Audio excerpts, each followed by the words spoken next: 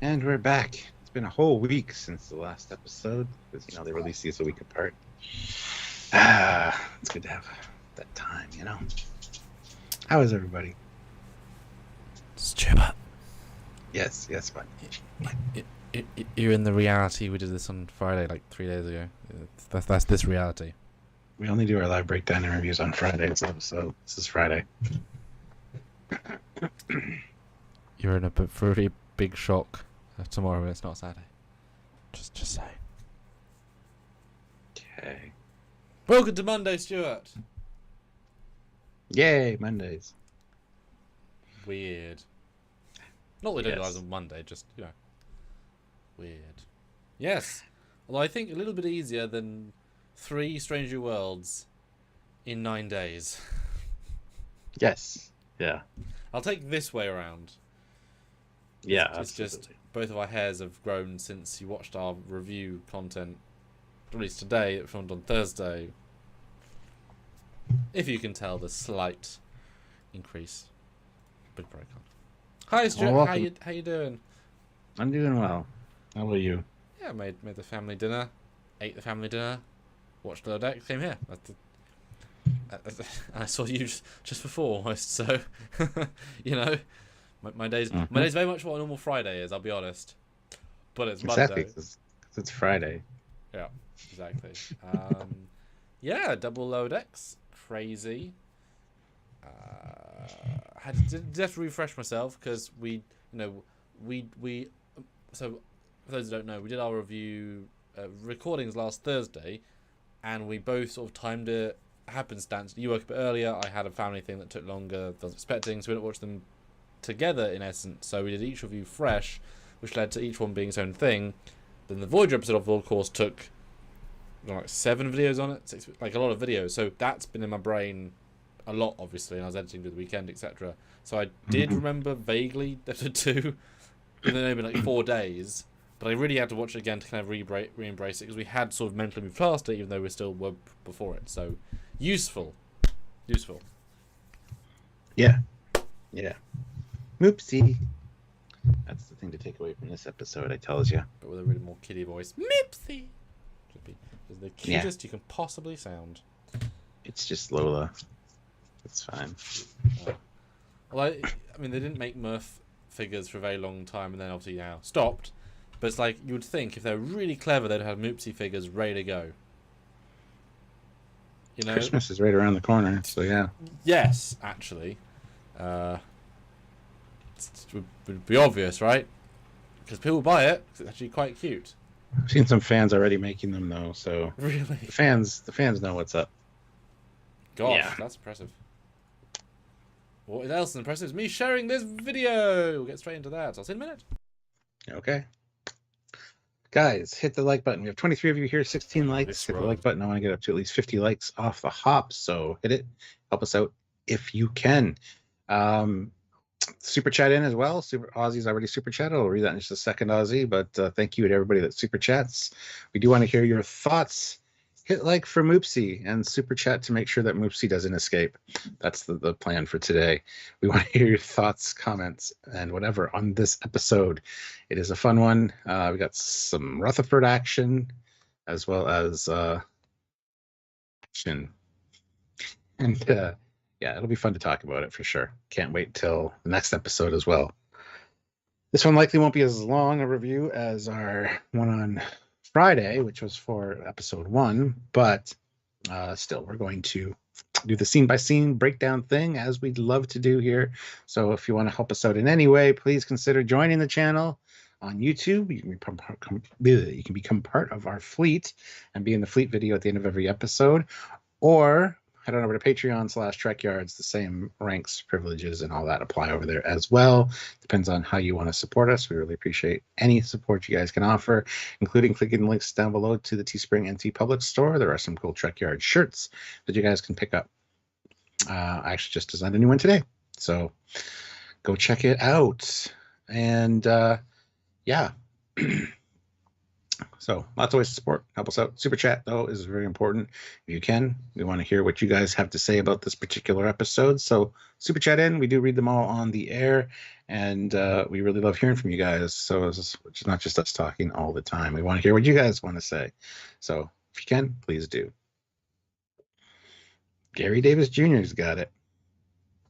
We'll read those super chats in just a second once Sam gets back. But yeah.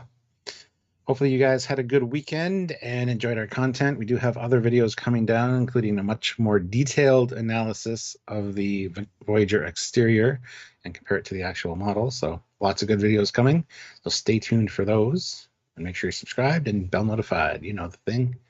Do it.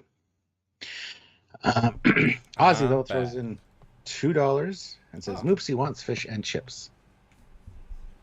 Good. There's not much bones and chips. But fish. Mm-hmm. You can get a plain bones of fish. They're hollow bones. It's not the same. And you could totally, I feel like if you're intending to cook chips with a bone in, just potato. Could it? Perfect. Yeah. Gary Davis Jr. throws in $10. Ah, really impressed with this season, as are we. Mm-hmm. Yes, it's off to a good start. Mm-hmm. Hopefully it keeps the momentum. Yeah. Yes, I would say so. Yeah, double bill. Huzzah, but also one less week of reviews, which is also sad because it's nice to have a dedicated 10 weeks. Yeah. But they were a slight part 1, part 2. Not super part 1, part 2, but there was a consistent flow to them. Whereas watching it abstractly, I felt the Romulan intro was less good without having just watched the Klingon one. Like literally, right? We had a different experience, but it felt like an afterthought now if there's a forethought. It was the other one where it felt like a payoff to the joke they just made. Very strange. Yeah. Well, by the end of the episode, you forget about the Romulan thing. That's the problem. Or you're waiting for another one because you're like, where's the ending thing? From like, oh, where's the start? Yeah. Yeah. I'll do a poll, though. Yes. What are you sort of saying? Yeah, how was it? What do you think? And, of course, retrospectively, watching, how did it compare in that time? While Samuel is giving us his poll, you guys, there's 32 of you. Please hit that like button. There's 29 likes. We want to get to 50 likes. So hit the like button if you're just joining us and haven't done so yet. 37 of you now, so that's awesome. So yeah, help us out in any way you can. We really appreciate it. Hitting that like button is a big deal. Helps us out immensely. So also share the videos around, guys. If you know that people you know love love Lower Decks and don't know about Trekyards, introduce them to us. Maybe they'll subscribe, and that would help us out as well. So lots of ways to support us and help us. All right. Cookies or biscuits in the UK, they call cookies biscuits. Yeah, well, just different words for different things. It's fine. And we came first, so you change the meaning because Americans. Just saying. Wow. Yeah. Beware the Moopsie. Yes, indeed. Not gonna lie, I enjoyed this episode more than I did the first one, says Matthew DeFreitas. Oh, I disagree. I enjoyed the first one a lot more, but interested to hear your thoughts on that. All right. Read said Pearl. Which episode was your favorite? Episode 1, Voyager, and episode 2, Moopsielicious. Moopsielicious. A little while to think of the second one, so you know me and my poll jokes. Wait, no, damn it, did it again. So Stuart, what did you think of this episode, and how did it feel in retrospect? In your second watch, what's new, the ending, etc. How did it feel? How did it vibe? It's got a really good vibe to it. It honestly does. It feels like this is a good 2 episodes for the season to start a season off with. Honestly, I was kind of frustrated with Mariner, as I said during our other review, just because I know she's just took things the wrong way, and I hate when that kind of stuff happens. But at least it was easily rectified. The Rutherford thing, again, easily answered. We were kind of wondering after the first episode what was going to happen in that regard. If it's going to take all season for him to get a promotion. Nah, it's very simple. And it holds up on multiple viewings, this one, although it seems like there's less to work with on multiple viewings as well, because it's pretty simple story, honestly. It's just some good gags in there with the bizarre collectors and holodeck and things like that. So there's not a lot of real substance here. This is very much a character piece for Ransom and Mariner, and also just progression Rutherford along to the lieutenant junior grade rank. So, but we get Levick, we get like a few things in here that might impact future episodes, which is cool. And of course, the best thing out of all is Andrew Probert's alternate Romulan ship design brought to life. Well, brought to animation.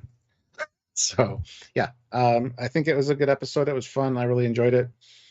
Much more than some of the episodes at the beginning. So there's that. But yeah, how about you? How did it hold up for you on another viewing? I mean, quicker, as we said the first episode as well. Yeah, simple is a good word. It obviously I said some things the first review that I'll repeat, but with a bit more clarity now. In the DS9 episode, Boimler got extremely sidelined just to play not Dumdrut.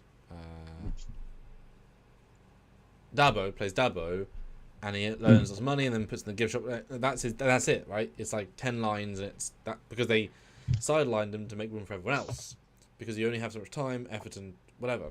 So Boimler is very sidelined here, but in a very good Trek gag, which does hold up, but you sort of realise he's missing a lot of the time. Mariner is the core, obviously, and it feels like finally development, because it is very much the episode of season 1, 2, 3 is part 1. We're now going to progress into part 2. Mariner has, made up with her mum, and she may now be a good officer without self-sabotage, which entirely changes her vibe, and they're up in ranks, so therefore they can do more things and do less of the stupid stuff. So it feels like a very much old handing of the torch from themselves to themselves, but with a new Pip, which makes it very interesting, right? Like, I think this will be memorable for that, the double promotion piece. But really, there's not a lot of gags in it, because they're the same gag but stretched. Mariner, the Boimler, and the rooms. That's one gag. Not even a plot, but a gag, really. Gag 2, Mariner is disobedient to Ransom. And that's the gag. And third gag, Rutherford is being beaten by the other guy. And then the conclusion, right? So 3 very simple through lines, but also makes it very easy to understand. Feels very focused because of that. With little bits of levity jumping to Boimler. So it has, like I say, clarity to the story that is simple. But last week was a bit more cluttered, because they tried to do a lot of different things, and a lot of them small ways. So that's an advantage for sure. I liked the curator going more. Sadly died. I love the fact that I noticed the painting thingy that was on the walls actually upside down from the start. So if you were very keen, you could understand that and see it. And that I thought was really, really nice. But it's probably a little bit less good on second watch, but not by a lot, just because the payoff is not knowing they're going to make up, right? That is an emotional catharsis that you can't feel the second time because you've already felt it, right? Yeah. But also for a Lower Decks episode, it's a good A story, it's a good B story, it's a good C story. It's lots of canon references, and it's got good character pieces. So this is, the only thing that we often talk, I think more in recent years, of the cherry on top to these episodes, where a good episode can be a great episode or a great fantastic, would have been for some Telosians to show up in the last couple of scenes and take over the menagerie, and then make some reference to Cage, or even bring, imagine bringing, what's her name, the lady from Cage, Vina, because fine, she's still living. Imagine Vina coming in as a curator to help the Telosians. Like, that would have been a giant cherry. She's gone from being, pet, recreated injured person, pet love interest, to being in. She's so well jobbed at being curator, she now runs this place for them. Like, that would have been a really beautiful twist and catharsis of that storyline of 60, 57 years, whatever. That would have been that cherry, right? Which last week we had for the ceremony at the end. So missing that, it's good. It might be great, but that would have been oof. What do you think? I like the idea of Vina coming back, but would she bring Pike with her so they can still stay together? No, because that'd be confusing. It wouldn't though. No, you're not a producer. Don't say that. No, I just mean that he's probably dead because age. But Vina was made Well, by she would be them. dead. No, because she was She was fixed by them. She would still exactly. age like a But human. I'd say her DNA is broken in that way that she could keep living. That'd be my story plot. That he died naturally years ago and she's living because she's a broken human in a good way. Oh, Mark, live forever. That's what I'd do. No. But I think a television thing at the end would have been nice, though. Yeah. Yeah, would have been fun. Sebastian throws in €5, sorry, and says, "I have a bone to pick. The bone of contention being that teeth are technically not bone, and boner, just to hear the captain say it. Thank you." Are they not bone? Not really. They're different. They're a different material, but they survive after everything dissolves, and they're attached to the skull. So I consider them bone. But why does everyone think they're bones then? Technically, they're not though, because they've got nerve endings in them, and they've got a soft inner core, and they're not bones really. They're just calcified, whatever. I don't know. I don't know the exact technical definition. Aren't bones also calcified something? No, bones are bones that are also contain calcium. What are bones made of then? You can't just say bones. I don't know. I'm not a fucking bone scientist. You sure? I mean, Jesus. We both watched Moopsies episodes, and maybe we learn something by Moopsies. First scene, the thing. The ship lovers, because we know they're ship lovers, we know they masturbate with ship designs. What can we bring to the page, from the page to the screen? Well done, guys. Concept Roman ship from Andrew Probert, brought live, looks great. Looks a little bit, wouldn't have worked well in 4.3 because it fills the frame. That's why the width works well, because you can get a lot closer to camera. The fact that it's so far away and then it suddenly gets lost. I mean, it's not a good design for screen, really. Unless it's filling the frame, which it has conceptually been before. But awesome to see. Really awesome. Yes. And Devo says, new Romulan ship. Yes and no. It's an older one. Actually predates the Dared X in some regards. Time. Yeah. We have a video coming out about it. Don't worry. Tangerine As Star if you 26. were worrying. Member for 36 months at the rank of ensign. Says the ship exterior shots improve and impress. Bravo. Yeah. I mean, I think they were pretty statically good since 2. They definitely jumped from 1 to 2. But yeah. Oh dear. Stuart, your first Riemann reference in like 20 years. How do you feel? Good. The lower decks of the Romulan ship are interesting. Did you notice the bucket is just the top of Nomad's head? It's like they reused the Nomad prop. Oh dear. For that bucket. Anyway, Gross. Yeah, cleaning up the Riemann goo. It's kind of gnarly because they killed a Riemann and they got to dispose of the body. But I love how the lower deckers have to do that job, and they also both are talking up betraying their sub commander. It's great. It's great, and my plot's better than your plot. My plot, well, it's hilarious. It's Your exactly plot is barely a scheme. Yeah, it's exactly what you see on the Cerritos. So it's fun. It's hard to relate to it, of course, because this is not anything we would do. So I've always found this stuff fascinating because it's entirely in context. Romulans, only present their way to themselves, different way to outsiders. Well, I wonder what their second names are, and if their houses have 3 entrances like bloody Lady from Picard. They're real Romulans. Who cares? So to see, because how can a ship run? We had this last week, the Klingons. How can a ship run where everyone's trying to hit each other? Because they know the points of stopping, right? How can Romulan ships all work with treachery? Because I don't know. They didn't quite go into that quite as much in this one, but it's certainly fun. Well, I don't know why there's a Riemann. Don't know why he's like Bishop. Poor Riemann. You don't deserve that. But the alert goes off. Our sinister plans will have to wait. Alerts. That's great.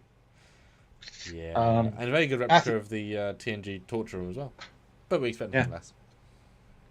Matthew DeFreitas throws in $2. Ooh. liked episode 2 over 1 because of Mariner and Rutherford and even Ransom's growth. Episode 1 was so heavy. I felt it overshadowed Boim's and Tendy's promos a bit. Not really, because they were at the end of the episode. If they had done the promotions first and then done all the Voyager stuff, I would agree with you. But considering the way it was orchestrated, I think it's good. Well, it's the note to end on, right? Yeah. Yeah, personal preference. And Mark Lawrence throws in $5. Love this episode almost as much as the first episode for this season. I was also able to join Sam's Trek Shorts Patreon. It's a very high number, Good things on the horizon. No joke. Pardon the pun. That's very generous. That is very, very helpful. Talked to Marie the other day, and like that is going to be very, very, very, very essential in the coming months. So it's very nice, and I hope. Well, I mean, you see if the links. Well, I mean, I can email the link to the Discord because we've revealed like the next few things there. It's very nice. Indeed. Yes. Anyway, we meet the sub commander.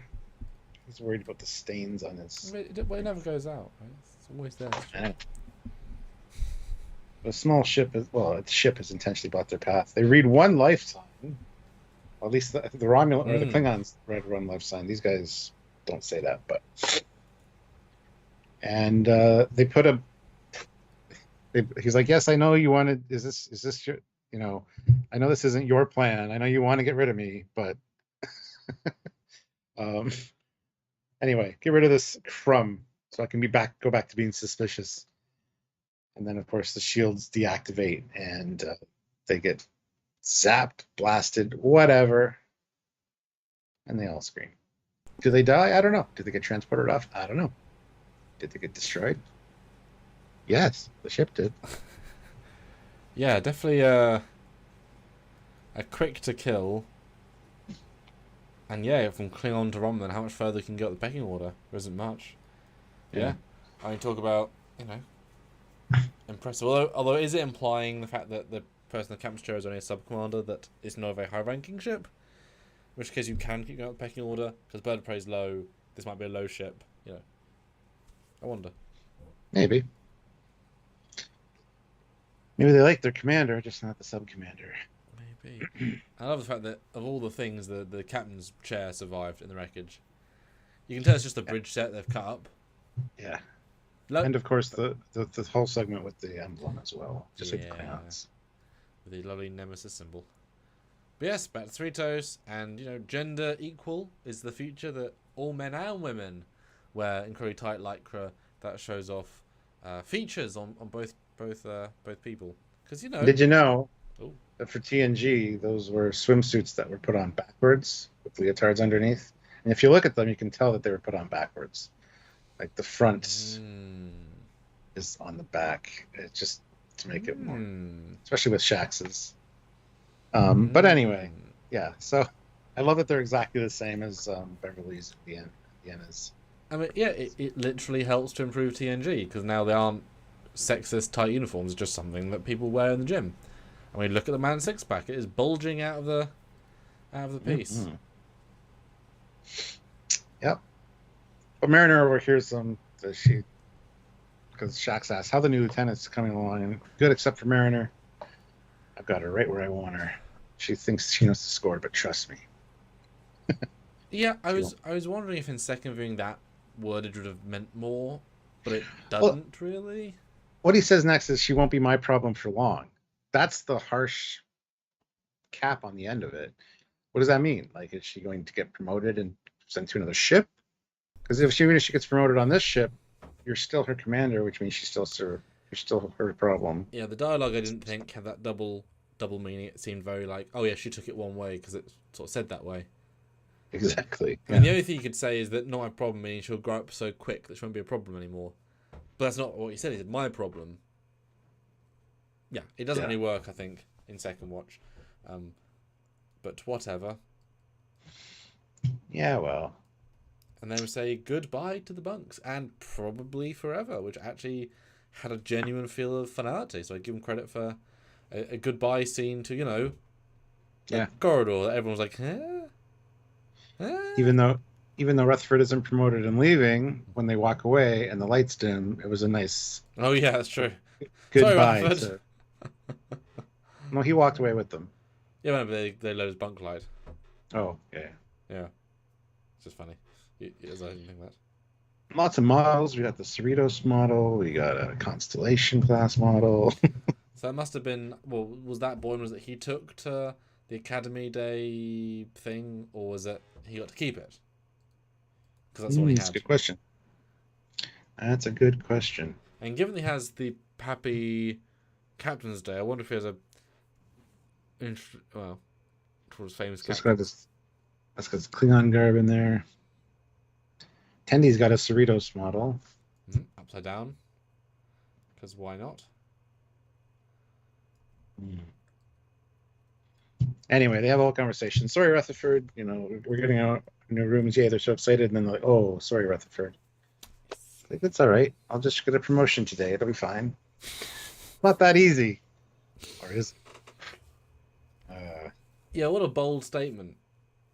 But given that the new guy earned a promotion in 1 week, yeah, you can do it. Because, and I say 1 week because it's been 1 week since season episode 1, and they say he's a new guy, and that kind of felt like that was a start point of the episode, so that was a time point. And would it still be new if it's been 6 months? No, I feel like new is 1 month, maybe 2. You know? That's me. Vote in the poll, guys. Vote in the poll. E.R. Mixon's craziest theory says all he had to do was say a problem. Yeah, she won't be a problem anymore instead of my problem. Absolutely. Much more clear. Yep. For the context at the end of the episode, I mean. The reverse context, yeah. The true context. Yeah. But it's okay, it you need to feel a way for it to then hit you in the face. Yeah. That's okay. But it's a good little scene, as sort of weird as it is. Very, very Rutherford. And Mariner says, I'm gonna oh yes, redo an ambassador. I'm gonna get kicked out or get demoted on my own terms. Yes. Oh, and don't forget about Denty. He got alarmed so many times with the alert that he dented the bunk above him. It's obviously a Worf reference. Bonk. I don't know about timekeeping on the Defiant, Mr. Worf. Sorry, sir. Overslept. Yeah. Fix your board, Lieutenant. Shut up. Why am I here? It doesn't matter. And this scene works better, I think, with Mariner because she's extremely explicit here. I am going to supernova explode so that I have control and it'll be the most glorious demotion ever. And then later on, she says to Ransom, I'm not trying to get demoted, but she's delusional. She says it here, so you know exactly where we are. She's doing everything she can, all the things she normally does, like on some of a quirky, half-accident, half-cute, now to deliberate screw you. So yes, she is self-sabotaging. And given in 1 week, they've been moved out of their quarters yet. I mean, you wonder why she's always an ensign, because instantly... Yeah. And he says, like, 12 times promoted. 12! 12 times demoted. 12.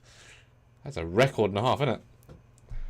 Well, her friend Captain Ransom, or not Ransom, Ramses. Yep. Captain Ramses went to school with her, so she could have maybe been a captain by this point. That is. Well, then you can imagine the mum's disappointment / resentment makes more sense then, because I'll have your academy class that are all commanders, captains, on the way to more captains, and here you are on my ship. It's like living at home in the basement with a McDonald's job and you're 50. Yeah. It's not good. Especially when you know they could be a rocket scientist and ain't good. Just because you can't go with managers. Terrible. Hit like, guys. We have 50 people watching and 41 likes. I want to get to 50 likes. We can do it. But here we meet Ensign Gary, his first away mission. And this is quite the situation. Yes. Classic menagerie. Classic. Menage. Big aliens. Yeah. Apparently some humans got scooped up by accident. Yeah. They gotta go over. And the guy thinks he's freaking out. He thinks it's gonna be scared, like a firefight, a rescue mission. Yeah. So he's No phasers. Not allowed over there. It's just a simple walk on, get them, come back. But yeah. Oh my goodness. And I like this because I'm amazed that Ransom lets the joggers shorts fly. That's dealing with a lot because that is so inappropriate, and he's on an official mission as well. That is a hella, because that's the problem though. If you're not rising to the bait, you're letting it get away with super insubordinate like insanity, Yeah. right? You're actually rewarding the worst behavior. Yeah. Just not her, but she's hoping she'll burn out of crazy. Letting her do whatever she wants. It's I guess I'll try it with my children someday. Like just let them tantrum and give them whatever they want, and see at some point like, I feel sick from the 19 chocolate bars. Yes, you would, Timmy. Have you learned a lesson? You screwed yourself because you didn't know what you're doing. Lesson. Oh no, the vomit. Oh no, Timmy! Ah! He screwed himself. One of your crew members might find that offensive. Screw-headed member who's got a perfect service record. Don't get your panties in a twist. How dare you? Us Pantheons are proud people. Or no, don't get your thong in a twist. Even worse. That hurt. But I love this scene because instantly we went from Lower Decks, Season 1, young people, hello, I'm new. And now we've got another young new guy, and already there's a lovely contrast feeling. We now sense their higher rank, their experience has grown, and we feel it with a true noob, who Formula was in Season 1. Already, that shows how much growth we've had with just organic storytelling, that now reintroducing a classic noob feels it. So I commend them for that. I love their use of simple names. Though, is he Ensign Gary? Gary's surname? Because you wouldn't say Ensign James T. Kirk. So I guess his name is Donald Gary, because you wouldn't be Maybe Ensign Beckett. You do say Ensign Beckett, but rarely. But it's Ensign, you know what I mean? That confused me a little bit, but whatever. Yeah. Yeah, the phaser bit's funny too. But also great use of them having Mariner set the stuff for the audience. That was a very well organically done. Is that right, Stuart? Because we're the same rank, so I call you first name. That's right. It's quite funny too. Bitch. Yes. So then we got Boimler heading to his quarters, and a lot of people said, "How do you know that's an Archer action figure?" Because he says it right here, Mirror Universe Archer. You're gonna love our new room. So it's a Mirror Universe Archer. He says it like 3 times. I know, little Archer. But of course, Stuart, how does he know that Archer went to the Mirror Universe? He wore a green wraparound that he stole from a captain's. Archer didn't go to the Mirror Universe. Sorry, yes, you're right. Sorry, how did he know that an alternate universe version of person he knew steal a wraparound from a ship that's in the future from their timeline, and also point a phaser at the blue guy? Because that's what they're doing. He read the reports. Whose reports? Deep Space Nine's. When they went to the Mirror Universe, they downloaded the database. There you go. Perfect. Yep. Which is the only way you can explain it, right? But I mean, hey, glad to mention Archer. Enterprise doesn't get enough love. And then... Oh, yes. Oh, yes. We've made this joke for going on a decade, Stuart. Yep. Finally Every time I look at a ship going, I'd hate to be in those quarters because where the Bazaar collector's placed. Oh, anyway. And here again, he says little Archer because when he drops his box, he says, little Archer. Mm-hmm. So that's how I know it's Archer. I pay attention. Because he says it multiple times. Yes. But no, this is great. I like I said, it's a super simple gag, all the quarters gags, but they're very Star Trek. You have to really understand the universe to do them. Mike McMahon, ladies and gentlemen. Mike McMahon. And Phoenix Gundam says no one met Mirror Universe Archer. No, but he was responsible for getting the Defiant from the future Prime timeline, and then Hoshi killed him. So that would be in the report, I would think. Just say. Well, yeah, and she would proudly say, "I killed him." Like that would be a story, right? Yeah, it's odd. It's kind of a fourth wall breaking thing. Not that they haven't done that before. But I think Smiley would give them files. I think that's pretty. Yeah. You don't have to jump too far a leap. Yeah. But the shuttle leaves, and we can see the station is just an odd station. Looks like a top. Yeah, it's fine. Oh, nice and easy, Ensign. Slide it in. Dunk. Is that okay? Replicate in your pants. Yeah. Poor Yeah. Gary. And it, again, credit to Ransom. You said this in our review. He has matured so much. Season 1, he would be ripping her to shreds here. She would escalate and explode. And the fact that he takes it, very dangerous, life-threatening, disrespectful, have to pay someone to fix the paint on both the shuttle and the floor of the shuttle bay, right? Takes it, moving on. Crazy. I mean, good for him, I guess. Let me get the inside of the Menage. And if you notice, in the lower right, there is a SETI eel tank. There we go. Yes. Yeah. We're going to look for all the little Easter eggs, things we recognize. Because I was definitely wondering how many it was going to be, but I didn't get the sense that there were many from watching it.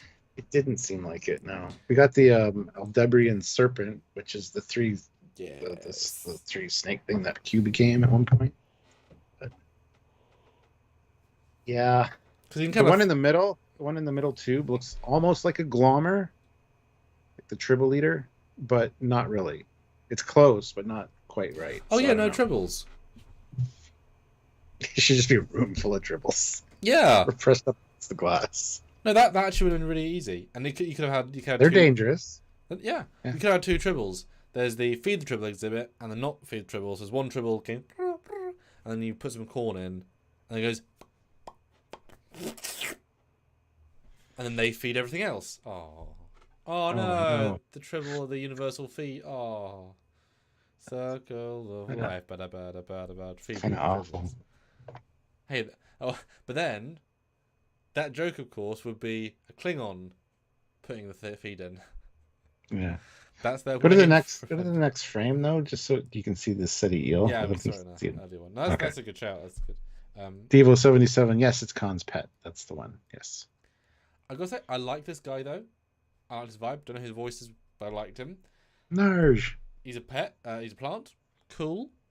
And as he says in a minute, I picked up humans because we plant life doesn't. I don't necessarily see non-plant life and recognize the between. And so of course, that makes sense. Hey, there's a koala. Oh yeah.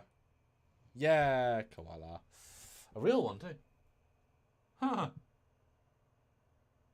And Hypnotoad maybe. Yes. Yeah, like I say, it nothing grabbed me of this is this from this. Doesn't have to be the case, obviously, but I was a little bit not disappointed, but oh, and I love Gary's response to it. So she's like, I'm gonna fucking.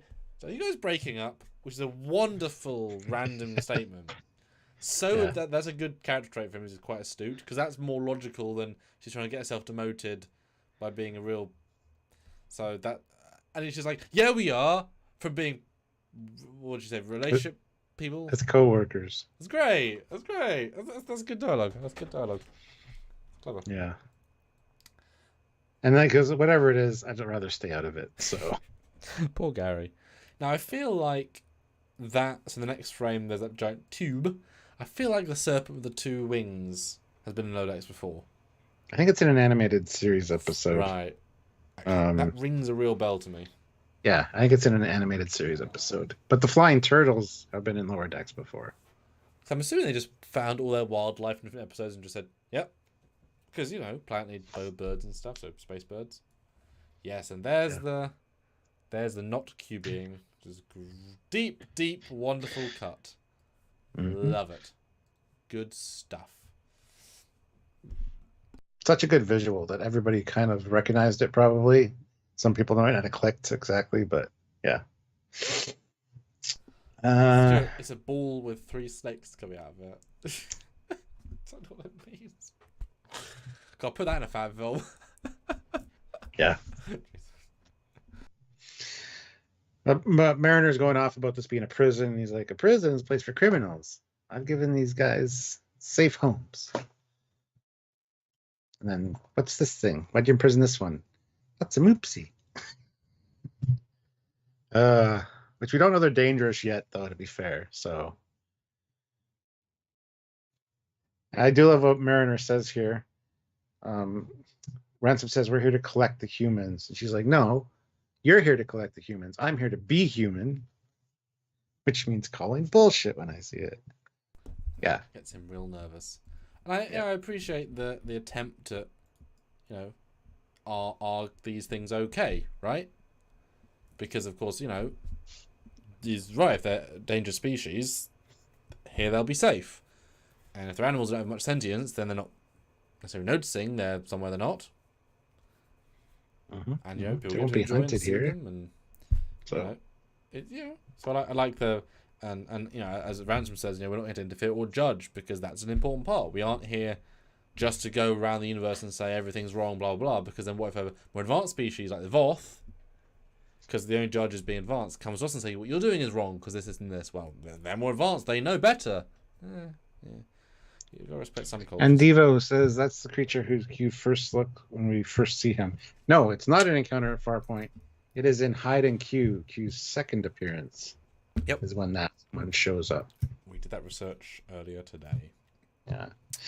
The Scottish Nightmare, member for 40 months at the rank of ensign, says Moopsie, my favorite Pokemon. Oh, yeah. Totally a Pokemon. All it says is its own name. Yeah. Yeah, I like Moopsie. I think it was well done. For trying to be cute, trying to be silly, the fact they went 100% gentle cute and then 100% terror worked. It does both, especially the way it, like, later it bumps against the door. It's like, oh, it's so cute. Yeah, but it's gonna eat them, so it's scary. Back to the Cerritos. Rutherford is trying to get a promotion. Oh yeah. So they can talk good things behind people's backs. It's so Rutherford. Boimler, he'll be a great lieutenant, won't he? Behind his back. I mean, it's so him, right? It's so on brand. Yeah. But he increases the vibration. Well, decreases the vibration of the warp manifold by 0.05. But that's impossible. And why is it impossible? Because Ensign Livik has already decreased it by 0.06 earlier today. Livik. Oh dear. And I love. He's not like, who is that? Not even met him. He's that new. He's not been on the same shift together.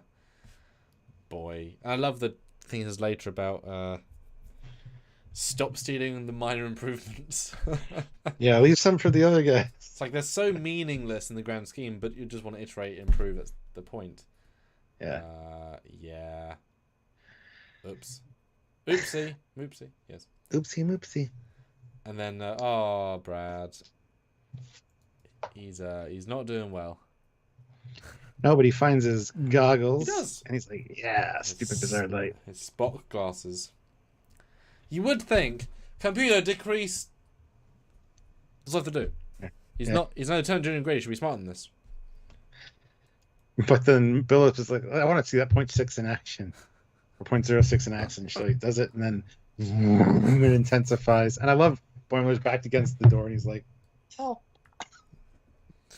Well, it seems light to us, but I'm guessing this is blinding. It feels like an attack.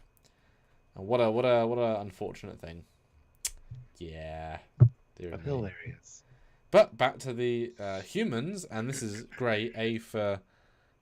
They're wearing the TNG civilian uniforms or costumes. Yep, relatable exactly.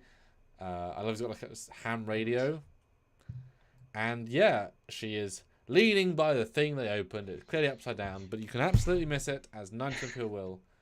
I missed it the first time. Second time, it sticks out. Yep. It's great. That's exactly what we should do, right? So if you're really smart, you got it.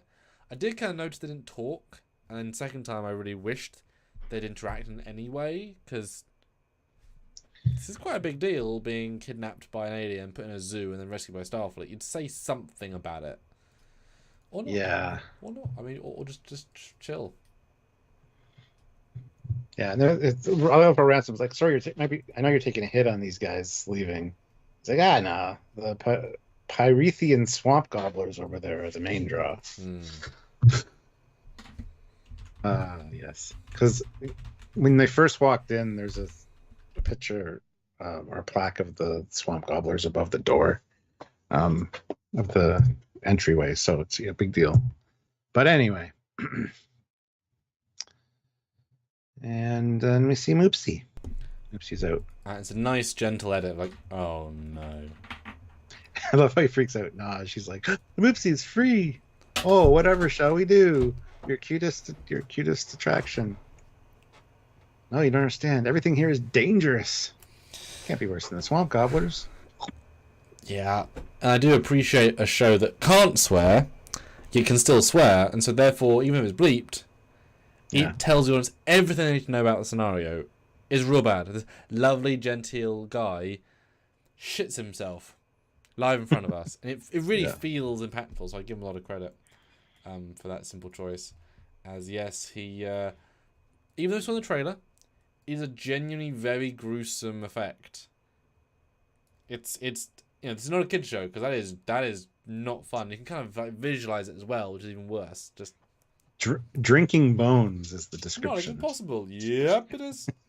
And he just comes out and says Moopsie again. It's just shockingly effective, actually. Oh, speaking of effective, a 40-odd mystery is finally solved. Which mystery is that? Oh, you know. The tubes, Stuart. Oh, the Tucker tubes. They have a name. Tucker tubes. Why is that important, Stuart? Because they're in everything. Everything sci-fi. It's even in Airplane 2 and Captain Kirk or Shatner's like, what do these things do? Yeah. Anyway, they've been improved now. They're Billups tubes if you add a third one, which is what Livik did. But doesn't know what they do. Doesn't know what that does to it. It's just stable. He doesn't know what the Tucker tubes are. Oh. Yeah, because he goes on to say, I don't even know what these are for. As they go to the next scene. I thought you meant the third one. Oh dear. Oh no. Dear. But the Heisenberg that thing. It's not the Heisenberg. Yeah, it is. He says it. Oh yeah, third tube without triggering Heisenberg collapse. Yeah. Which is the biggest MacGuffin of Technobabbles. Although Jeremy says increasing the efficiency of something by 0.5 is probably not a very efficient use of time. Well, Jeremy, they got a lot of free time on a ship. If everything's fixed at all times, and you're engineers, what do you do during the day? What does all 12 of you do during the day? Tinker, play, like they are absolutely there is. What they're doing this mission. 2 officers are going to a space station. No, everyone else has nothing specific. Once you do your day job stuff, just the basic maintenance, you have time to tinker. Absolutely, they'll be trying to improve everything. Why wouldn't you? They're fun. Especially if you work in one division all the time, you're going to think, oh, let me try that. I think they'll be tinkering all the day, give or take. Some days. Yeah, and those little increment like manipulations add up over time, and you get better results, better performance. How many times did Geordi say he's improved something by a millicrockerin or something? Well, and also something like if it's the warp drive, for example, we know the 0.1 is an exponential increase in speed, and so if you can improve the warp field by 0.05, which then affects the warp field stability, and then lets you go 30 more light years because of that improvement, right? Depends what you do. It can be huge. As I say, iterative, especially as that new revolution might actually end up being linked to something else, which is what they say about the tubes. Maybe hopefully your improvement can work on his improvement. Let's iterate together. But yeah, great use of tubes. That's great. Oh, Tucker tubes.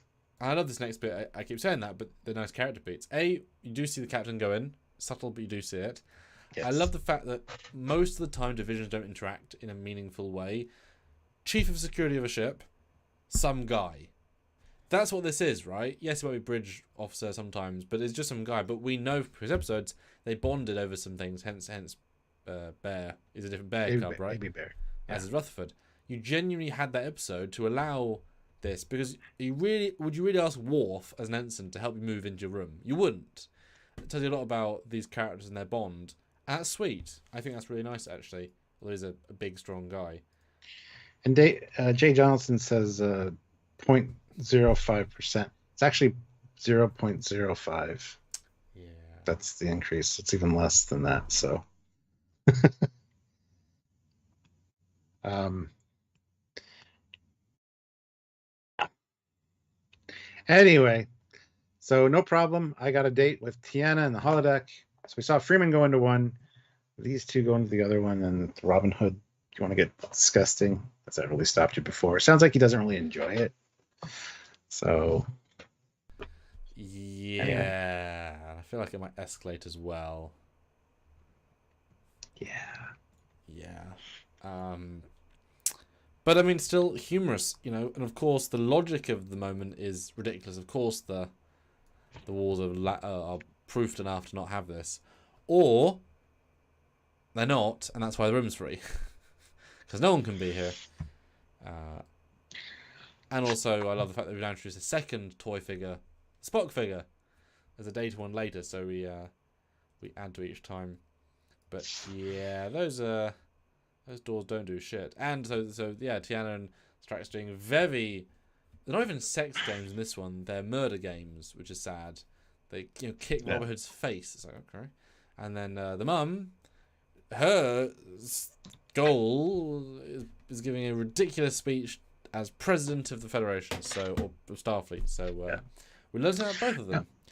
Yeah. Now, I assume this room probably has a slider that creates noise dampening, so it wouldn't be a problem anyway. Just like the windows. Also, but here you do see his Ad Aspera poster in his box. So tie into the Strange New Worlds episode. That's nice. Yeah, moves his bed a few times. Neither one works. Poor guy. Bad times, yeah. But then we are escaping. And so in this way around, it works better because now we know it's the command center. Well, the alien goes into it. He's the one that brings them there, which makes sense. So I don't know why he never, because it's his space station, so he knows exactly this is the command center. I don't know why he's not doing anything or turns the lights on or. I don't know. It's like the probably safest part of the station, though. Would be my assumption. For sure. So why isn't he doing anything? Don't know. Because it feels like an escape pod, right? When you watch it the first time. Yeah. It's literally the most important room on the station, and they never once even hint. Oh, we'll go look at the door, or go turn the station on, and maybe vent the atmosphere in the corridor and kill it. Don't kill the Moopsie. He'll probably survive the space. So that definitely is that's definitely a plot hole. Now watching back, there's zero link, especially as I would imagine the ensign might walk around the room and see, and also. The window we see later, there's space coming through, so they'd see space the other side of the room with windows. So that is actually a full-on plot hole. It is a station. Oopsie whoopsie.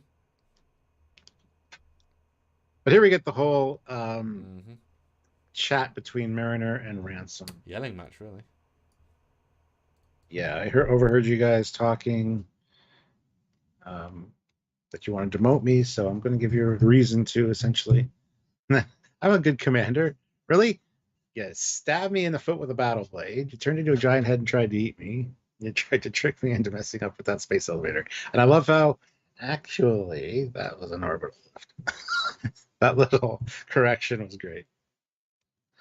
This scene also highlights, in beautiful chemistry, that the Lower Decks cast talk really fast. Yeah.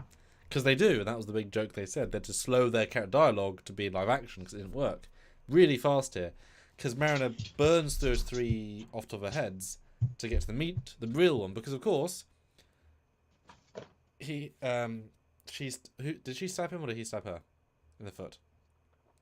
Oh, yeah. He stabbed her. He stabbed her, yeah. To stop her from killing herself in a thing. Yes. So that was actually not a good thing, but it was a logical thing. Stupid, but logical. It's not his fault he became a giant flying god demon that tried to kill the ship, and not her, the ship. So again, that's not, you can't use that either, Mariner. And third, what was the third one? The screwing up on the space elevator. Yeah, he's just being a dumbass. He didn't know. He thought they could do it because he wanted to give the other guys, that wasn't him punishing her, actually. And then, because he ends up taking her down with him as okay, you're probably right, we'll do it together. So none of those three things are actually him being a douchebag. only like in the way she's expressing, which is because she's not thinking, right? She's reacting. She's emotionally jumping at the situation because the last one is the truth. As is the poll, Stu. I want to close like that. If you want super chats as well, guys, that's how we funded the channel, of course. But I asked the question, which episode was your favourite? With 63 votes. A medium winning vote, 60% say the first episode, and a strong 40% this episode. What do you think? Not surprised. I think a lot of people really enjoyed the Voyager love in the first episode, so it's kind of what I expected out of that. Maybe I expected a little bit higher for Voyager, honestly, but a few people in the chat have already said that they prefer the second episode here. So hey, that's fine. Not really a surprising vote, honestly. But there are 61 of you here, and surprisingly, we only have 57 likes. So hit that like button. Let's try to get up to 75 if possible. If you're just joining us and haven't hit the like button yet, now is the time. And yeah, super chat in. We want to hear your thoughts on this. These are our big lives of the week, so we need your super chats, guys. New poll up. Moopsie, or Moopsie? Think carefully. It all means something. Anyway, so he explains himself saying that you're not going to be my problem because I'm going to not be baited by your insubordination. You've had a lot of small-minded commanders who promoted you and then demoted you instantly.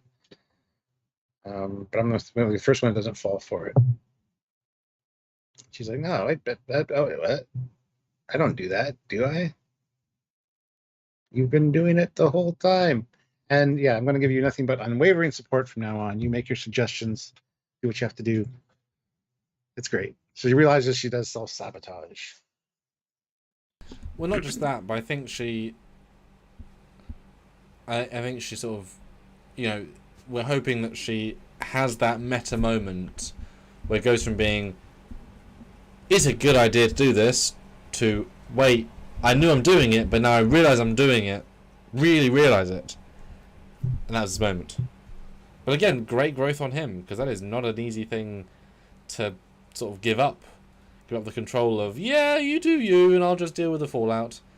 And luckily, and I'm so glad Mike didn't do this, she's not the fault of this episode. Because that would have been a shame. But luckily, no, she obviously helped save the day. They do frame it the fact that she did, though, but... Although only a little bit. Like, that's just through, we didn't see what happened. Just like, well, yeah. Yeah. So I appreciate that. And then Ensign Gary's like, glad you guys got that sorted out, but can we focus on the real problem here? That he probably let that thing out. And even Ransom's like, yeah, if we got killed, you get to keep your valuable humans. And poor Naj, she's like, that's ridiculous. They're also like, you're a plant. You probably don't even have any bones. But no, he's ossified, so same thing. Anyway. And this was great because I think as an audience, you're meant to think it's one of them. It's like the classic whodunit. The whodunit works because it's one of the people. Whodunit doesn't really work if there's nobody. Oh, let's introduce Jeff. Who's Jeff? Hey, he's a murderer. Sorry, who's Jeff? Oh, he's the guy from back next door. It's like, oh, okay. So the fact that we introduced the humans early on is that payoff where we know them, but interesting because I thought it could be Gary as well. The way they're playing it, they minimally the whodunit. I thought Gary as well, yeah. But there's a little bit of something going on that I think works really well. But I love the non-twist, the twist. Although again, honestly, even though this guy gets eaten, I thought he'll be back. It's part of his plan somehow, because such an interesting portrayal could have been like, hey, he's a crazy mastermind, right? Yeah. We beamed his bones out the last second. Or he never had bones to begin with. Well, yeah. Faked it all. He just deflated himself. Yep. But anyway, Moopsie comes in, latches on, and totally drains this guy. So they run out and lock Moopsie in the room because there's no ladder for Moopsie to get back out the way that Moopsie came in. So we're safe. Everything is good, right? Everything's in this escape pod, right? This totally escape. Oh. Well, except the station's main control room. And they wouldn't have seen space because the shutters opened as Moopsie stepped up on the console. Yeah. Oh, dear. Anyway, Moopsie wanders around and messes with the stations orbit. And tries to kill them all. Classic Moopsie. Yes. But then we get Boimler in his new residence. Jeffrey's too, where it's nice and quiet. Oh, babe. She's got socks hanging up and a shirt. And Data's appeared. It's very hard to tell it's Data, but you can tell by the haircut and the rifle it's Data from First Contact. Gotcha. Hopefully we'll see more of them, though, because these are cool figures. Hey, actually, would you buy a figure like this if it was that big but had no face, so it's cheaper? Would that be kind of cool? Might be interesting, Like but draw your own face, though. Well, just... It comes with markers. Gosh. I mean, you have to make it not look morbid, but if it was like... Because then you wouldn't have to do a face sculpt, right? If it was like 80... Because, you know, X06 are rather expensive. Although it would be kind of funny if these were all X06 models. Like, they just... Oh, which ones have we got? Oh, we got these three. Put them in. And we can see, yes, in this frame, the Join Starfleet Una poster. Yep. We have officially traversed the canon.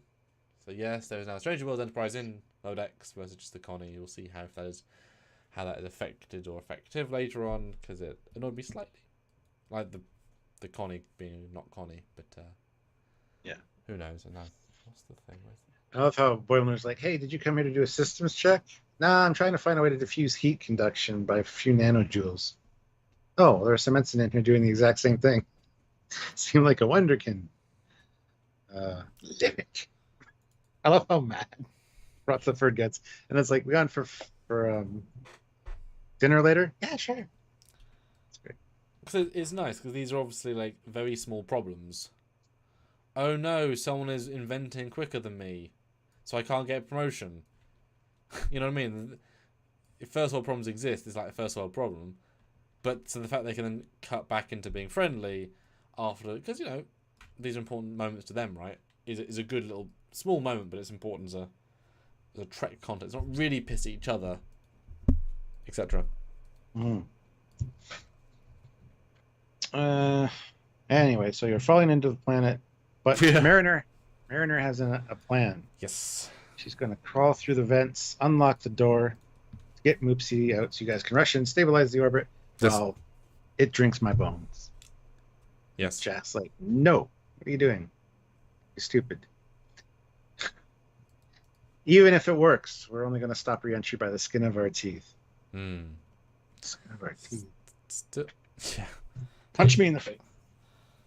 Yeah, and again, bold thing. Again, early Ransom might not have done. To get punched in the face is quite a dramatic thing. To punch to remove teeth. I love that she punches him like a... Yeah, you know, because let's be honest, she looks not very strong. Especially wearing that. She's very thin and slender arms. I mean, look at his, you know, in comparison, but, you know, they're all trained. And he rips the teeth out of his face. And the noise is disgusting. It's very effective. And again, he is... What a guy to let his entire face get destroyed. Yeah. For the mission to save 3 people. That is a good commander. Because, wow. And poor Ensign Gary. I should have been an outpost scientist. Which is also a double great joke. Because we keep seeing them from previous episodes. Yes. But guys, what do you think about this episode? Let's get some Super Chat 5s in. Your thoughts, your comments, your questions. It's been a good long while since the last one. And anything you noticed in the menagerie that you want to point out to us, yes, let us know. It's our big, big episode lives. There's only 10 episodes. These are the big lives. Talk about it. Put your thoughts in. It's really important.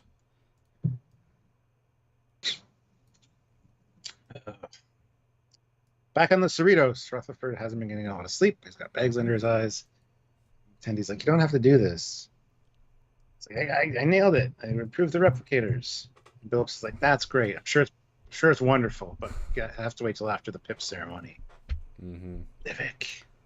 Yeah. Got promotion that quick, which is a really interesting testament to the fact that you can do that, especially as everyone else around him is an ensign, so he's getting promoted out of engineering in the same way. Crazy. Although, Jesus, what a giant warp core. Them stand next to it, almost verbatim next to it. That is a big warp core. That is an insanely big warp core. Yeah. And poor Rutherford, he has lost the will to engineer. Nothing will help him. Oh. Except for an order from a superior officer. We're gonna be friends like we always have been. And we're gonna all you should be happy. hang out. We're gonna tell jokes. We're gonna do things we used to do. That's in order. Yes, sir. Ah. And there has been that joke before that you can order someone to be happy out of their cycle of, their sparring cycle. But obviously it only works today because as soon as he's promoted, can't order him anymore. I love how he's like, I wish I wouldn't have turned down those promotions. Sorry, what? Savings for the pack lids, and the Rubida, whatever, from the space jellyfish, stuff like that. Turned them all down because he didn't want his own room where he couldn't be near them. So, yep. He just asked for it? I don't think so. Hey, Billups! Can Rutherford have his promotion? No, don't do that. Go. Sure. Back, I guess. It's so non-committal. Yeah, from when he removed the hull of the ship. All that long ago. It's true. He has a lot of good ideas. Yeah, sure. Sorry, Livik. And he tosses the pip across the room. Well, it's a bit odd then to have a promotion ceremony. Like, there's only so many rank spots in a ship. To have another promotion 1 week after the official promotion ceremony. Yeah. But I think Billups is being a little bit liberal with the promotion anyway, right? He feels like he doesn't. He's look, you'll be low decks to me anyway. It doesn't matter. But I love the fact you actually see the pip and highlight the black bit, and it's boom. Yeah. There you go, promoted. As you can see, everyone's dancing around him. So he now outranks the entire engineering staff apparently who were there. Crazy and good times, and no one is pissed at all. Rutherford, and also Tandy. I'm sure this is going to come back at some future episode. This rivalry. Will he be the villain in season 5? Livik. I can hear a con screen. Yes. Oh, there we go. Yeah, they're going to that. Livik and Badgie are going to work together to take out Rutherford. And Agamus, and Rumda, and Peanut Hamper. Yep. And the General Martok, not General Martok. Anyone else? Yeah. There's so many one-off people that want to kill the Cerritos crew in theory. Oh, but it was Mum. Thorin. The queen of that planet. She's pissed. That one guy you don't have sex with. He's pissed. Anyway, back to Moopsie. I love the gingerly eating a tooth. Yeah. It's like in Family Guy. Ooh, a piece of candy. Yep. Ooh, a piece of candy. Which is from E.T. Because they use Reese's Pieces to lure E.T. out of the shed. I mostly believe it because, of course, there's a real dumb animal. They don't know anything smart. So it's like, yeah, okay, we'll buy it. And then goes back into his alcove thing, which is a lovely little room. I'll be honest, that's a lovely view. That's a happy little fella and a happy little place. And we're saved. She does it. Ransom does the other bit. Everything is okay now. Hold on, he's we saved the ship and subsidized the orbit. What was that, Gummy? We stabilized the station's orbit. We've still haven't figured out who let Moopsie out. Well, let Starfleet security deal with it. Let's get back to the ship. And then, the guy's like, at least it wasn't our fault. Humans are always being blamed for being dangerous. We don't have claws or fangs or... The mariner notices the umbrella, and it turns out that man is, in fact, dangerous prey. Bum, bum, bum. I think it's a great ending, because I was still like, is this guy the villain? Until it gets twisted. But yeah, it's true. We do so many oops things. But also, until the last second, you could argue they're trying to escape, because they're being captured and against their will, right? And you can't guarantee that the creators actually told them they're being rescued, because if he doesn't think they're life forms that matter, they might even tell him. So, if this was Riker and Geordi, say, if they didn't, if they said they accidentally let Moopsie out, it was a wrong security field they disabled, then you wouldn't judge them for it. because they say in the closing voiceover something about they want to take over the event because the place because they can make so much money. Yeah, they seen how profitable they were as an attraction, so they wanted to kill Narge and keep the station for themselves. How are they escaping the force field themselves? That was, I thought, that was a not good twist, because it wasn't a twist. But yes, Moopsie is fine. The guys argue because that was their one chance of escape. And yes, humans are the dangerousest of the game. Oh dear. Now, I think the little orange kid that's beaten on the display, I wonder if he's the same species as from the TOS episode The Apple. Oh, maybe. Got the same kind of hair and skin color, so I'm not sure. Sure, maybe. But yeah, they never get an answer of, who has the building now, given that, dead curator. But I always love seeing the aliens from TNG, and that was cute. Mm-hmm. And they are being rescued, just not right now. So they delayed that by a way, which is probably... I mean, I don't think they get in trouble for that. Leaving Federation citizens in a prison. It's not a prison. It's a safe environment. Oh. From Moopsie. I suppose that is true. Yeah. They should have put Moopsie in there, just their same display, so that way they'd have to, oh, goodness. try to avoid Moopsie the entire time. Jesus. One can sleep, the other can protect. Dun, dun, dun. Just don't feed it over Anyway. midnight. Dr. Tiana was able to fix up Ransom with some new veneers. Which look ridiculous. They're swollen and they're new, so you can't touch. Hopefully back to normal next episode. Oh, he will be. But it is that easy, right? Of course. And Yeah, so these two Marina's changed. Yeah, these two are working together now. He's not going to let her self-sabotage, and she's going to try to be better. Yeah, it genuine catharsis here, which is nice. And good for Ransom. He did, sacrificed quite a lot, getting beaten to a pulp. And Marina's, I love the power of these animators. That last on the live right now, the face that Marina pulls, you feel so much emotion for just an animated character doing a slight eye change, and you feel it. That's great digital animated acting. It's a great payoff to the moment. Well done them. Well done them. Mm-hmm. Yeah, their animation is fantastic. But then we get Rutherford and Boimler congratulating each other on their promotions. No, this way. DS9. Yes. This way we're going to get a much better room, considering that we're together. We're going to be roommates, so.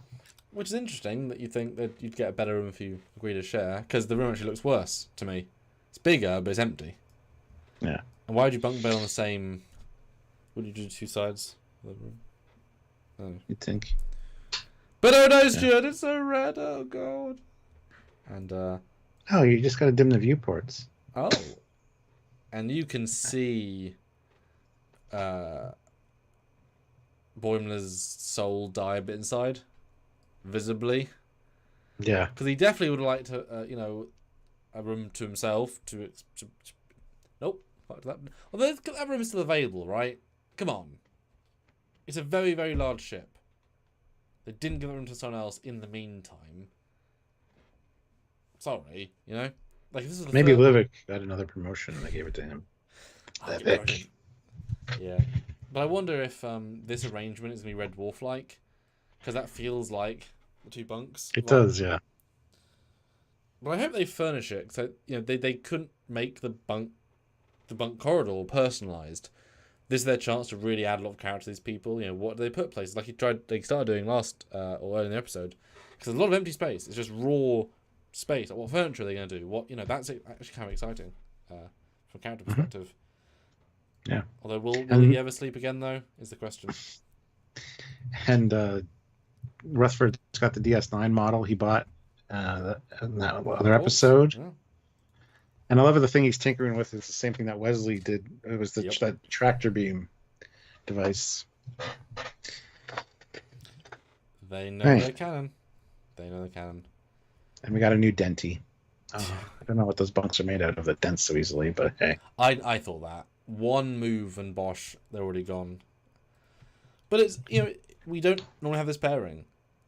I Yeah. don't know if well, no, it wouldn't. But yeah, this will cause some interesting things for sure. No, it's exciting. It's different yet the same. And he says, I felt like I'm at home already. And then we cut to the exterior and you can see, yes, that is a bright ass facade. Jesus. What's that 0.06 that they improved it? Yes, it is. And they zoom off into the night. Feels like home. We've both moved on in the show and stay exactly where we were. Mm-hmm. And they've got a party room, haven't they? They do. And hopefully Mariner and Tendi are like the next room over or across the hall or something. We don't know. All right. Well, that's the end of the episode. Mm-hmm. Hit that like button if you haven't. This is your chance to super chat in. Please Yes. do, with your questions, comments, anything you want us to talk about that we didn't cover, maybe. Let us know. Also, your scores out of 10. Mm-hmm. So we're going to score it out of 10. We're going to give our final thoughts on it. I will read the scores out of 10 via super chats. If you just want to do it in the regular chat, Sam will read those after we go. I will. Our scores. So All go vote makes on a the poll. Big difference. Yeah, I want guys. Look, we've had some serious polls in the past. I think you'll agree with me, Stuart, that there's sometimes you've got to ask the big questions. You can't be afraid to be controversial. You can't be afraid to ruffle feathers or fur in this case. But Stuart, read out the poll again, just the audience so they are really fully aware, because I think people might not have been paying attention. Yeah. Well, Moopsie. Look, I'm sorry to go this far, Stuart, but I think it had to be asked, right? And hopefully you understand, because you could have cancelled it, and I'm glad you didn't. Yeah. But yeah. Well, I think Mike McMahon will want to see the results of this poll, so we'll just pass those on to him. We can get in contact. Might even change season 5, right? Look, who is to say? Apart from Moopsie, probably. So, Stuart, what are your closing thoughts and review-ness of Lower Deck Season 4, Episode 2, and how do you think compares Episode 1 of the season, double bill, and then a bit of space now between them? It's not as good as Episode 1, obviously, and if this had been released a week after, I don't think I would have liked it as much, because it was kind of back-to-back. Because going through and reviewing it with you here, there wasn't much to talk about. There's not much going on here. The biggest things are the character development for Ransom and Mariner, and to less degree Rutherford, and just the humorous stuff with Boimler's quarters. So it's kind of worse in my opinion after going through it. It's one of those. It's not bad by any stretch of the imagination, but just not as good as I thought it was. I mean, when you watch it, it flows very well. There's no real legs in the episode. I think it's a good pace, but I don't know. There's just not a lot of substance to it. And I think I said that in our first review. There's not a lot of substance to it, but it's told so succinctly, and it's good in general. We got a good promotion. Was great. So hopefully, I'm glad that didn't drag on for a couple episodes. So hitting those beats, like I said. I wish there was more Easter egg stuff in the menagerie. We've got a lot of creatures over the years. It would have been nice to see like some other stuff in there. But other than that, I got like a tar pool, and there was a tar monster. What's his name? Armis. Yeah, imagine if he was, or at least, or even if he was there. Like, imagine if, they showed him at the end of season 2. Imagine Mariner being like, Aramis, you're here. Armis, Mariner, you prank called me. Yeah. Had some fun with it. Well, it wasn't fun, obviously, as you say, but, you could have pushed it further, I think. I'm glad that, Ensign Gary or Mariner weren't the ones that let Moopsie out. Don't know how I feel about the ending, just leaving them there and stuff. Like somebody else's problem at another time. But yeah, it's not as good as I thought it was, honestly. But that being said, I still did enjoy it each time I watched it, which was 3 times now. And I don't know, just talking about it kind of shows that there's not much to talk about. So What are our scoring? For this, we do enjoyment / this season, which obviously evolves as we go, and all the lower decks in general. All right. Enjoyment for me, I will give it a 7.5. I thought it was rather enjoyable. I love the introduction of Moopsie. For this season, no, that's the same score. Enjoyment in this season. Okay. In this one. Yeah. So then all for all of lower decks. Yes, all lower decks. I'm gonna give it a. It's not bad by any stretch. Mm-hmm. It's not boring. It's not stupid. It is. I'm gonna give it a. It's Moopsie. I'll give it a 7.3. You know, it's up there. Lower decks tend to get good scores regardless because they're pretty good across the board. So, well, there isn't many like sub 5 point lower deck episodes. Yeah, that's not how they fly, really. Yeah. How about you? Did it change talking about it? Well, I will say, Stuart, at least 3 more 5s would be essential, guys. Put in your thoughts, because really. Super chat in, guys. Yeah, I think you've sold me on liking it less. Both in talking it through with you and you pointing out that the conversations we had were relatively surface level, and obviously it's last week, well Friday, it was like an hour and 2 hours and 20 minutes. This has barely been an hour 20, and we vamped for the first 10 minutes. So the fact that that tells you there's less in this episode, because straightforward. Even your summary was short. I don't know if you noticed that. What it does well, it does well. It doesn't do much excellent, but the jokes, the boringness stuff helps to be clever. It doesn't do anything bad. No. And except the 2 things as bad. The ransom dialogue doesn't make sense the second time you watch it. It's not motivated what he's saying. And the creator guy not using the ship's controls when he was in his own control center. Those 2 things are actually problems of the episode. But both would ruin the pace, because if Ransom had different stuff, she couldn't take offense, and if he'd just gone to the control panel, the scene wouldn't have happened. So I get the logic there, but still, both don't really work structurally. But the characters are good. Even the new guys, all 3 new guys are good. Rest in peace. And Moopsies is good. They keep inventing good new creatures. Good job, them. It's not as if there isn't a cherry on the top moment, because I do think Mariner's growth is a cherry on top of class and quality. Okay, picture this, right? Lower decks is kind of like a layer cake. Each layer is different things it can do really well. This does have that top cherry you want to make it memorable, that Mariner stuff. But it's missing like the 3rd and 2nd layer of the cake, the meat of the cake. The cake's still delicious, but there's not as much cake. Still got a genius moment, but the cake is less full. Versus last week, it had cake, missing the cherry. But it had a full cake. It had cake, icing, icing. Well, icing. Yeah. What do you think about my analogy there? No, it's absolutely true. It's a good bite size. It's like a 2-bite brownie. You don't want a big dessert, you want a 2-bite brownie. Yeah. This is a good episode for that. Which actually, oddly, and that's a really great comparison, this actually feels like the dessert to last week.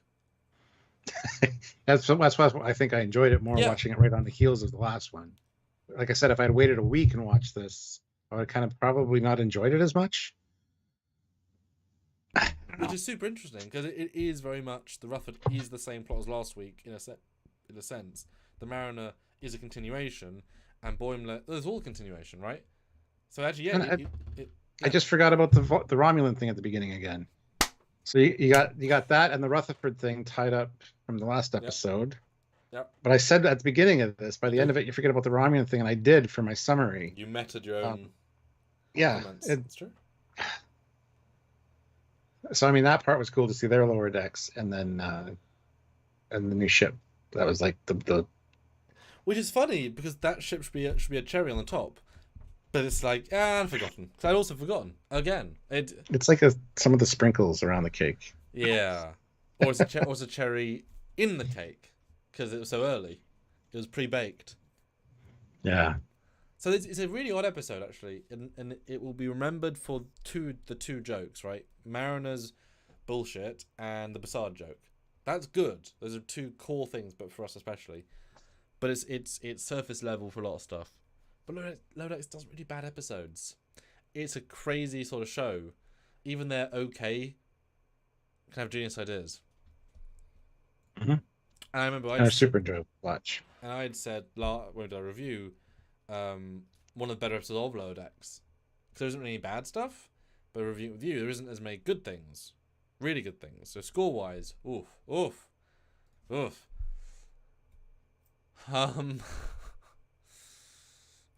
Yeah. I'm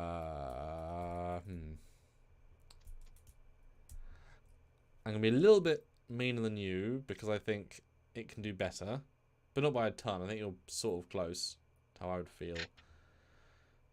I think this season can do a lot better, but if this is the lowest point, hella good season, right? Hella good season. I'm gonna be a tiny bit more critical than you, but not a lot. I'm gonna go 7.2 for the season. So we've got a good margin for improvement, but I do think Lower Decks, I'm going to pull back a little bit on my score a bit more. I'll just go flat 7. It's more than a 6. This is not 6 level, but it's an unexciting 7. It's better than 6. Yeah. That's interesting. That works. That took a lot of thought though, guys. Well, guys, hit the like button. No super chat scores in, so I can't read any super chat scores. First. It is a first, yeah. Gosh. Sorry about the dogs barking, but somebody's arrived home, so. Yes. But yeah, wouldn't mind a super chat or two before we close out, but don't forget to vote on the poll as well. Yes. Have you voted? 52 votes. I don't know. Pretty good.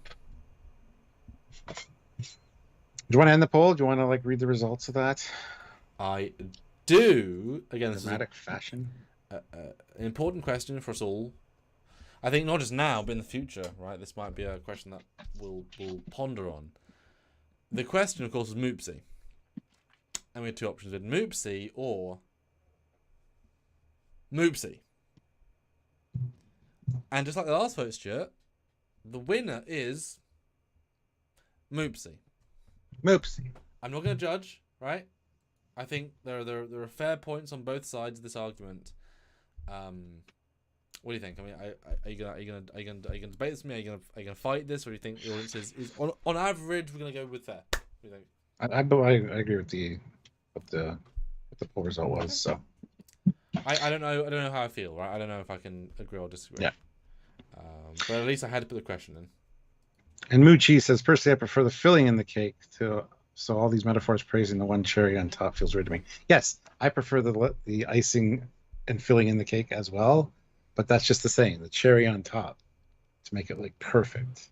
Yeah. So. Well, yeah, exactly. No, the point about that analogy I've been doing for the last 2 years is that the cake can be delicious and amazing, but there's that one element that can just for you raise it yes, that is yes, the personal excitement value that just makes it wow, which is the cherry on top. And you can have an amazing moment, but the cake might be less amazing. So it's the extra factor, the beyond the good episode.